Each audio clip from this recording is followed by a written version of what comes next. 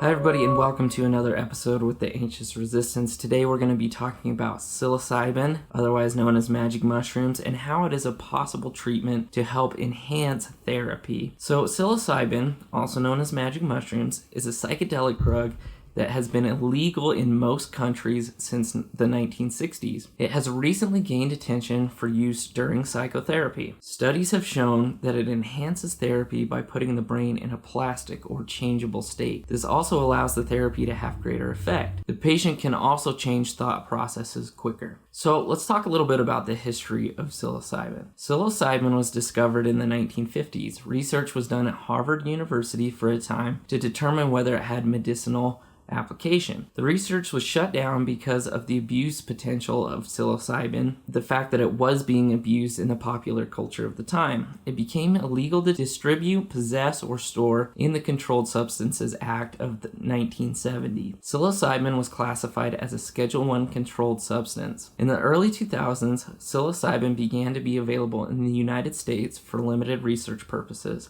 It has since gained popularity as an augmentation to psychotherapy. So how does psilocybin work? Psilocybin is an agonist or activator of serotonin receptors. In a sense, it's like having more serotonin in the synaptic cleft.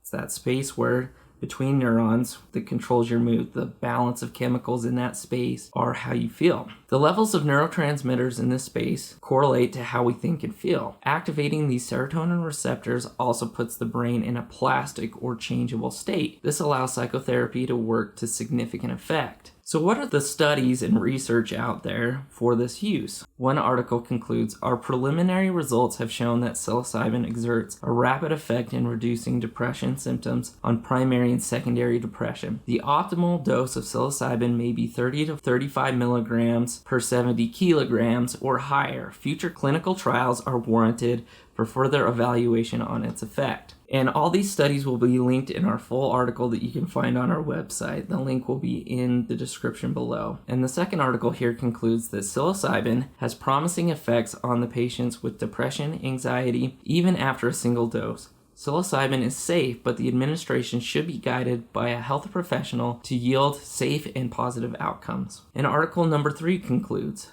the LSD data and our 3 prior psilocybin studies show that 5-HT2A, which is a serotonin receptor, agonist hallucinogens provoke profound changes in consciousness due to decreased integrity of brain networks and a decrease in between network segregation found in resting state measures, leading to a more chaotic or entropic brain state. These effects may also explain the utility of these drugs in addiction and mood disorders. The psilocybin for depression findings suggest that psilocybin is a safe and effective treatment for severe depression. And another study concludes that patients with major depressive disorder who received 2 administrations of the psychedelic psilocybin as a part of a psychotherapy regimen saw a rapid and lasting improvement in depression symptoms. A randomized open-label trial has found these findings extend results of research that have suggested antidepressant effects for psilocybin in patients with cancer and treatment-resistant depression, the researchers stated. Okay, so what are the positives of psilocybin use in this manner? Psilocybin may be the best way to augment your psychotherapy. Few meds create that psychoplastogen effect. Imagine having to pay for fewer therapy sessions and being able to heal faster and more efficiently. Psilocybin in low doses has few side effects. You may need to be monitored during the therapy session, but the antidepressant effects last for weeks or longer after the initial administration. So what are some negatives to psilocybin? Psilocybin use is still very controlled. There are only a few clinics currently using it to augment therapy. Long-term side effects of psilocybin use have still not fully been determined. It may also be difficult to find insurance companies that are willing to pay for its use. There is greater access to other psychoplastogens such as ketamine. I do, however, want to talk about one company called Compass Pathways and how it's pioneering the use of psilocybin in psychotherapy. For more information, you can follow this link that we will link in our full article